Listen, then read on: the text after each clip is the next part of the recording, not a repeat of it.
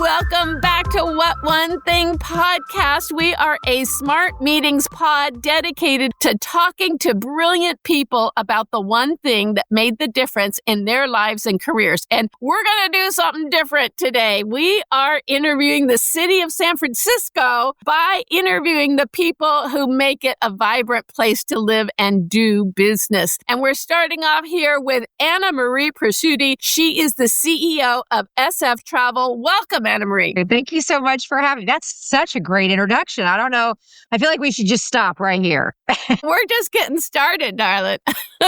Okay. So I know you from your time, you were at Hotel Nico, and you were really the heart and soul there. How did you come to San Francisco, and how did it win your heart? Well, I came here like a lot of hoteliers do. You know, we kind of back in the day. I'm old, right? But we used to get transferred around a lot. You remember that. Like if you wanted a bigger hotel, you had to get moved to that bigger hotel. So I was actually a regional when I landed here, a regional sales VP. And then I ended up going to work for Kimpton Hotels as a area person. And, Kimpton at the time had such a massive footprint in that boutique space. And I'd never worked in boutique before. I'd always worked for big brands, big boxes. So this was a pretty big shift for me. And I didn't know much about the boutique lane. And what I think about that is I learned so much from it because it's scrappy. And, the front desk manager is also the general manager who's also the head housekeeper. And,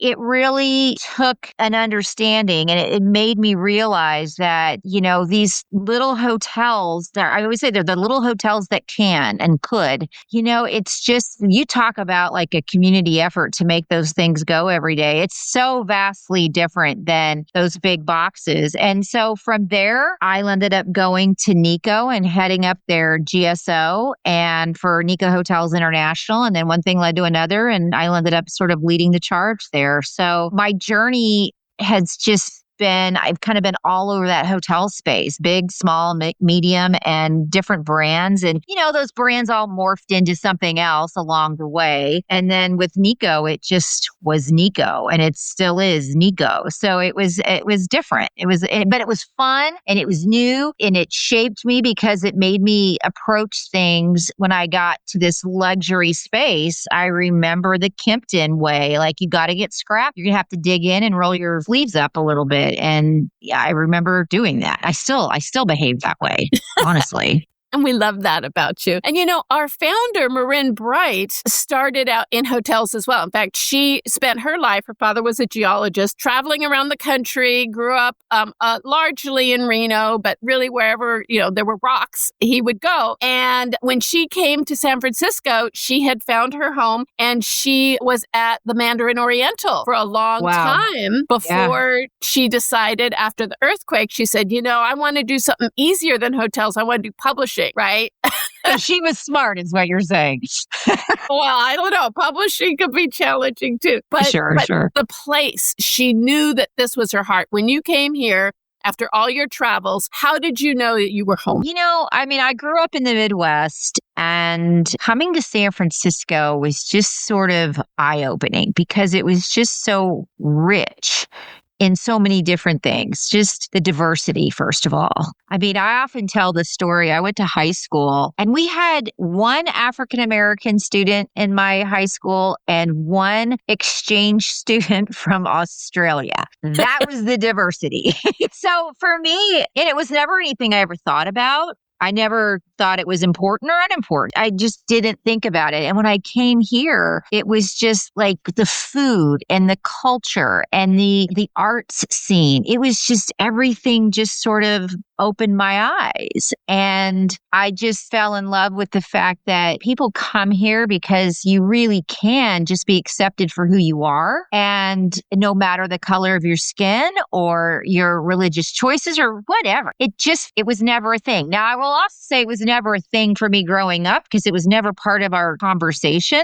I don't know why. Maybe it was just a different time. But for me, when I came here, I knew that it was special. It was different. And And I was immediately embraced. And I think anytime you feel included, whether it's a friends group or in an industry or whatever the case is, you automatically are drawn to that. You're like, oh, it's the Sally Field thing, right? They like me. They really like me. It sounds so stupid, but it is that. It was easy. It was easy to move here. It was easy to be here. It was easy to immerse myself into the city and the industry here. It was I just knew this is where I needed to be. And I come from Sacramento, is where I grew up. And to me, San Francisco was the city, right? It was the place that you went when you wanted to really hit the big time. And it was always the glamour and the restaurants and that was the place to go. It was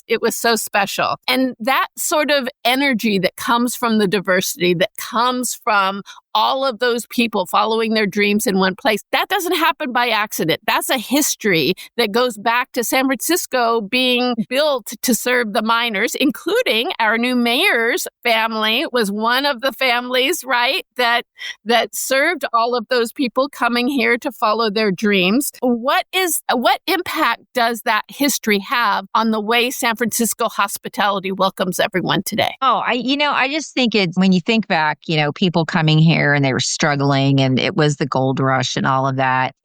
We still behave that way, honestly, as San Franciscans, because we're constantly evolving. I mean, look at, remember the .com era and how we were at the beginning of that, the boom and the bust of it. We were always on the cutting edge. Now, of course, we're the AI capital of the world. We're always first to start something new. And I think when we say it all starts here, it really does. It really does all start here. I always say when I'm back home or I'm just talking to folks that aren't from here, I'm like, you don't realize that everything you do every day probably started in San Francisco, from picking up that iPhone to calling up an Uber to ordering a DoorDash meal, to getting on a social media account. When you think about putting on a pair of Levi jeans, that all started here, right? So I think it's still very much the same today, and we still behave very much as innovators in everything that we're doing, whether it's hospitality or otherwise, whatever, pick an industry. I don't think it really matters. And so I think that we lead the way, and we try to do it fast, and we try to be first.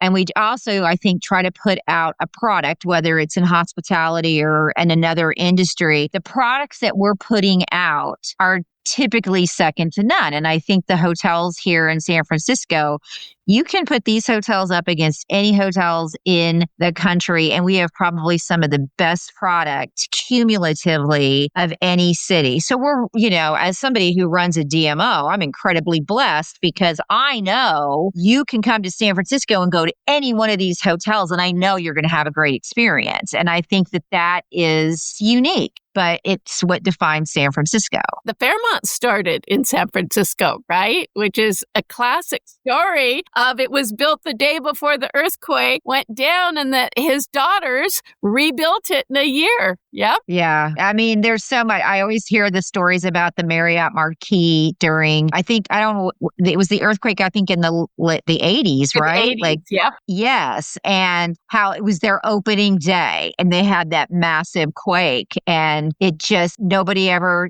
blinked an eye. They just kept moving on and moving through it. And, that building just wrote it out. It was built to perfection, and here it is today, So, I mean, it's just another example of how you continue to persevere and move forward. And, that's San Francisco. And it's just such a beautiful place. Our office is Sausalito, and every time I go over that bridge, it never gets old. And there's so much green space and parks and just beauty there. There's two things that I always tell people about San Francisco that always catches them by surprise. And the first thing is if you live in San Francisco, you're farther away than a 7-minute walk to a park. So every San Franciscan has a great park and green space in their backyard practically, right? And the second thing I say about San Francisco, it's the one place in the world where you can take the oldest form of transportation, which is a cable car, and share the roadway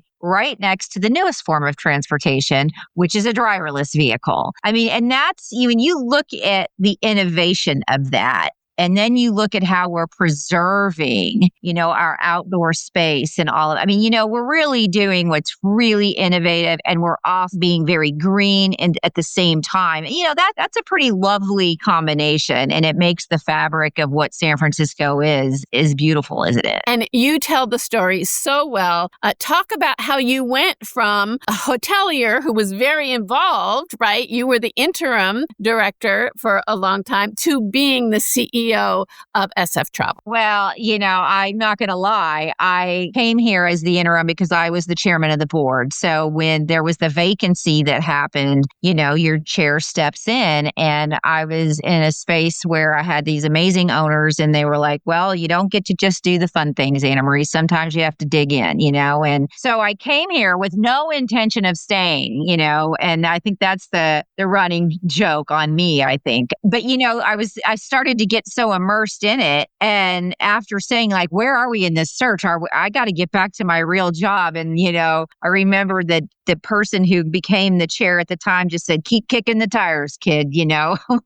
we're going to wait as long as it takes. And I thought, well, maybe this is the right last chapter, and I could feel us moving the needle, and I could feel that I was having an impact. And I thought, maybe things happen for a reason, and I always say God doesn't make mistakes. So here we are. And that's how it all kind of happened, And you and Lurie are such a good team. I've heard a story, maybe you could share with us, about how you convinced Charles Barkley to fall in love with the city. Will you tell that story? Well, I don't know that I convinced Charles Barkley, but I have told this story often, and I'll try and give you a Reader's Digest version of it. But many years ago not that many years ago, when the Warriors were in the finals, and at the Nico, we housed the broadcast team that Charles Barkley is on. And I saw him, and he was being really rough on the air. You probably remember hearing him talking about San Francisco being, his words, not mine, a dirty ass city is what he kept saying. And I just, at the time, was texting the mayor at the time and my predecessor here, like, somebody has to say something. We have to, tweet back, do something, and it's interesting because our choice at that time was to just let it go. Like, we're not going to get into that dogfight, but it was really disappointing because he was really beating us up, and we were just taking it on the chin. And that night, the Warriors actually won, and he backed off that night, and he wasn't nearly as aggressive. But I ran into him prior to that game in the lobby of the Nico, and I just said, hey, Mr. Barkley, how's it going? How's your stay? And he's like, oh, it's great. I love this city. And I stopped and I go, you do? And he goes, yeah, this is one of the greatest cities. I'm like, because it doesn't sound like that. It doesn't sound like that when you're on the air. And he goes, what do you mean? And I said, well, when you're referring to us in the manner that you are, you have to remember that that's not hurting me. That's not hurting the mayor. We're all showing up for work tomorrow. But you know who's not showing up to work? My housekeeper or my banquet server or, the person who works in the kitchen. And he goes, well, why? And I said, because the guy who's sitting in Sandusky, Ohio, who's deciding to take a trip to San Francisco with his family, listens to you, then suddenly decides, I'm not going to San Francisco, I'm going elsewhere. That's a problem. Those people depend on people coming here. And he's like, oh, I'll do better. So as I said, the Warriors ended up winning. And, it was pretty dormant that night. So fast forward to, a year or two later, I had landed in Salt Lake City. I was headed up the hill to Park City to go skiing. And Salt Lake had just hosted the NBA All-Star Game. And Charles Barkley, of course, was there with that broadcast team. And he kept talking about Salt Lake City. And he referred to it as a boring ass city. So you can tell one adjective changed in his rhetoric, but beyond that, not so much. So I thought, oh, here we go. He's starting all over again. So he just kept saying it about Salt Lake. So I land in Salt Lake about a week later, maybe 10 days later, and I'm headed up to Park City. And there are these massive billboards all throughout Salt Lake City. And it had people like rock climbing and skiing with powder up to here. And the caption on all these billboards were boring ass city. So there you go. I was like, good for Salt Lake. They clapped back. So I took pictures of it and I sent them to the people that I had said a year prior, we have to say something. And they're like, well, what good is that going to do? The only people that are seeing that are the people that are already there. And I'm like, no. You're missing the point. This is about civic pride. And they're showing their civic pride. So when he came back to the All-Star for our All-Star game this year, I knew, here we go. He's consistent. I'll give him that, right? So I said, we got to hit him. Like, we got to get in front of this. So we worked with the PR team, our PR team, and the PR team at the Warriors. And I just kept saying, think about like what College Game Day does on Saturdays when you're sitting there and, they're getting that crowd all excited about the place that they're in. It doesn't matter if they're in Tuscaloosa, Alabama, or if they're in Ann Arbor, Michigan. They get everybody excited about where they are. And then they bring in the food from the local area. I said, bring Tyler Florence in. Have him, put a lamb chop in front of him, for God's sakes. That'll keep him quiet.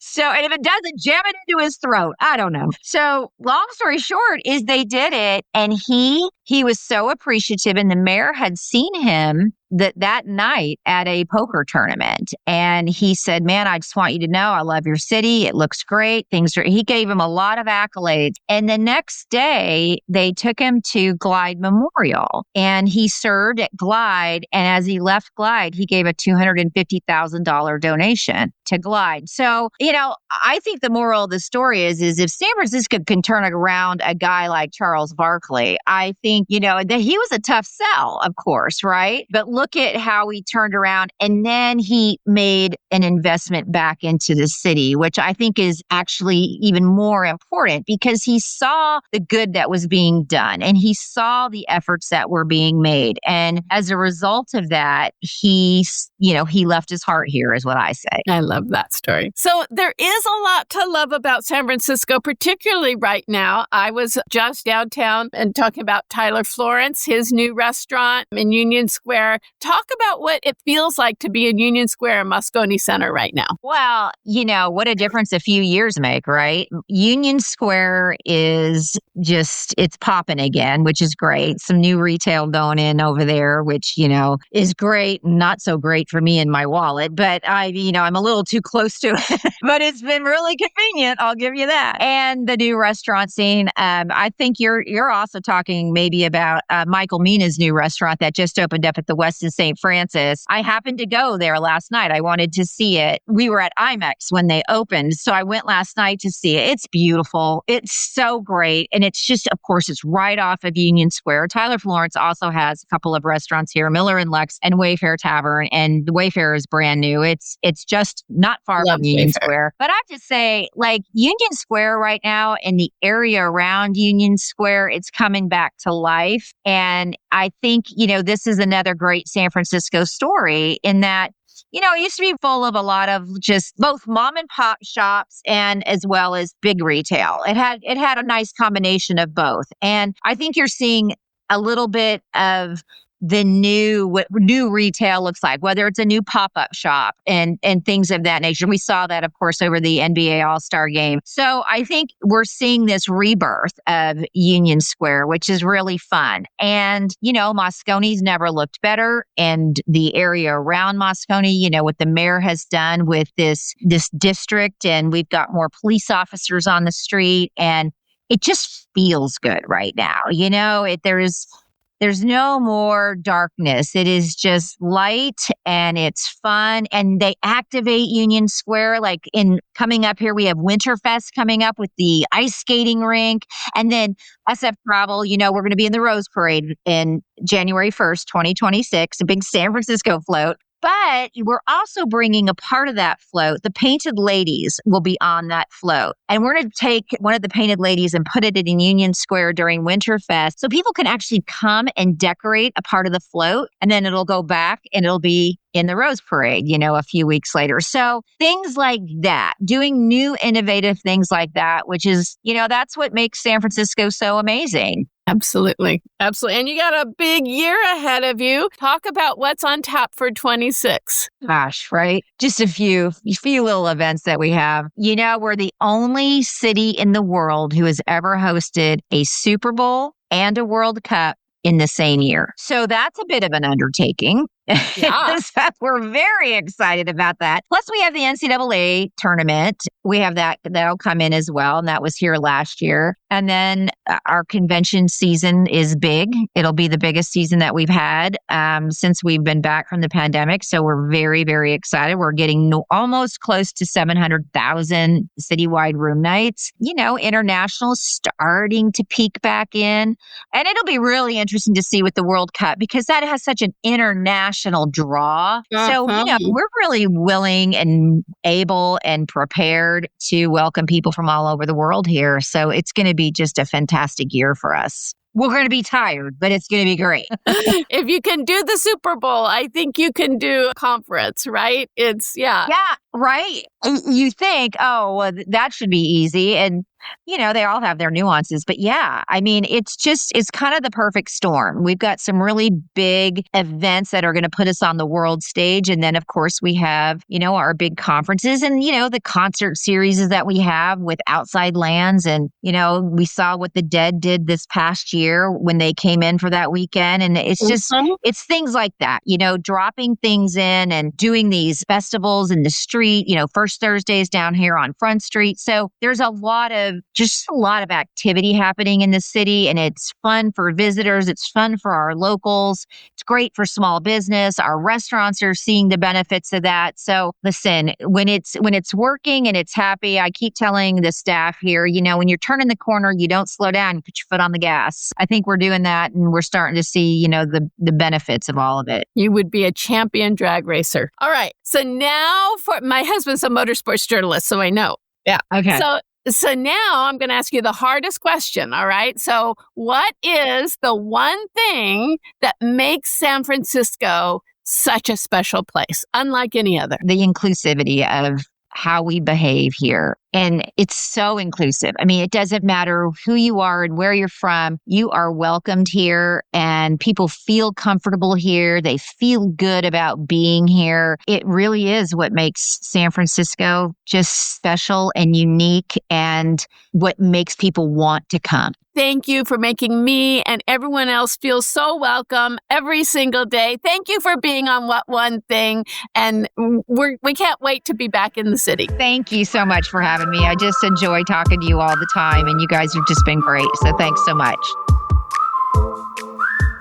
And welcome back to What One Thing, a Smart Meetings podcast where we talk to brilliant people about what made all the difference in their careers and lives. This time we're having some fun. We are interviewing the city of San Francisco by interviewing the fabulous people who are in it. And right here with me is Gary Murakami. So he is Vice President of Global Sales and Industry Relations at Teneo Hospitality Group. But that's just his day job, right? So he's also on the board for MPI Foundation. He's a chair of the advisory board for SEMA, and he is the chapter president for the new site chapter in Northern California. You are just all things Northern California, Gary. Well, JT, thanks so much for inviting me on this fabulous podcast today. I'm very excited to be here with you, and it's great to see you or talk to you today. Absolutely. Well, I just went to a recent Northern California site chapter meeting, and it was all about the vibe that's happening right now in San Francisco. What does it feel like to be in San Francisco today? You know what, JT? We were so excited to highlight this at our Site Northern California chapter event because there's so much happening right now with San Francisco. And being a resident for more than 20 years, it really has been an exciting time for me to see the city get revitalized and reshape itself and reinvent itself. And I'm always, as a resident, so proud of being here that every time I come back from a trip, it excites me to be back home and just envelops me as something warm and welcoming. And you've been all over. You were in Beverly Hills. I think Hyatt maybe brought you to San Francisco. You were with MGM. What role did San Francisco play in your journey to hospitality royalty? Yeah, so when I looked at San Francisco, one of the things is I always looked about to San Francisco as a place of possibilities. It's a place that also encouraged belonging. And I knew from many different jobs that I've actually had when I was in Southern California growing up, it was like a North Star for me. I really wanted to head to San Francisco because it really isn't just about the history of San Francisco.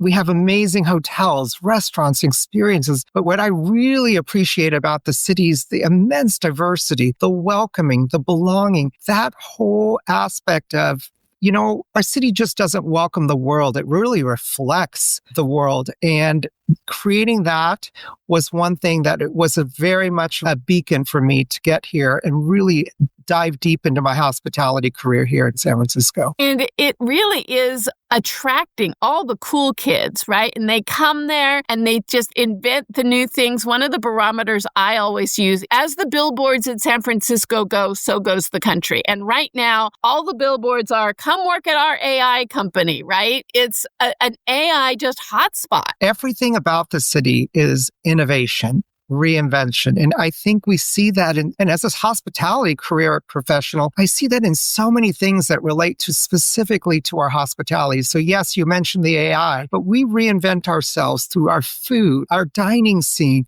our shopping scene, and many of the other neighborhoods. It really reflects the just diversity. And I'm a really big proponent of that. As you know, I've really focused and made an effort to envelop and weave in diversity, equity, inclusion into my focus as it relates to the hospitality industry. So I always am inspired by being here in my city of San Francisco. It's also really good at reinvention. So we have some of the original hotels, the Palace Hotel, which is just so beautiful and elegant, the Fairmont, but we also have so many fun hotels that have taken historic buildings and just reimagined them. The Zephyr, the Zeppelin, like all of those hotels downtown where you just go in and you feel the youth and the energy. I'm particularly proud of that because, under even our collection of hotels, we have seen it evolve from what it used to be into new things. And you just mentioned a few of those things. But of course, our Beacon Grand that used to be the Sir Francis Drake has really looked at what it could do to look forward and be new and different. And of course, the Vitale is now our one hotel in San Francisco. And while I'm talking just about my hotel specifically, it really does have to do with all the different hotels, about really looking at the city, understanding the evolvement, the innovation that's happening, the forward technology, and really incorporating that into the entire hospitality space. So this is what's really exciting for me, and all the dining that's here. It's a big thing for me is really enjoying the amazing food and culinary scene that's in San Francisco. And with all of the reinvention, what kind of stays the same is how beautiful the city is. I come in over the Golden Gate Bridge from Sausalito, and that view just never gets old. And in fact, I'm hearing that all the VCs are moving out to the Presidio from South Bay, and they're making it their home because it's just so gorgeous with all the pine trees, and it's a stunning place to live and do business. It's actually really interesting you say that. I travel so often to many different places, and they all are different, unique, and amazing in their own ways. This last trip, the actual pilot had mentioned we flew around the city, and I have the opportunity to see the city from that view, and it always excites me and inspires me to see my city in so many different views and all the different neighborhoods, and actually looking down to see where do I live in this entire little ecosystem of our city. So it was exciting for me to see that. It puts it in perspective for sure. It does. All right. Well, now I'm going to ask you the hard question. That's why I bring on smart people. So what is the one thing that makes San Francisco special, timeless, the city that it is? So the one word that always comes to mind for me, and one of the reasons I came here, is the level of authenticity. I think authenticity truly speaks to what the city is. Come as you are, be as you are, celebrate who you are. And I really think that that really reflects my personality and why I came here, because I really realized this was a city about possibility and belonging. And I do think that that level of authenticity creates and basically is a great word to describe so many things about the city and as it relates to our hospitality ecosystem. I think that's a perfect way to sum it up. Thank you so much for being on the What One Thing podcast, and I will see you soon at Union Square. Thank you so much, JT, and thanks for the invitation. Smart Meetings What One Thing was produced by Bright Business Media. Visit smartmeetings.com to subscribe to your daily dose of inspiration.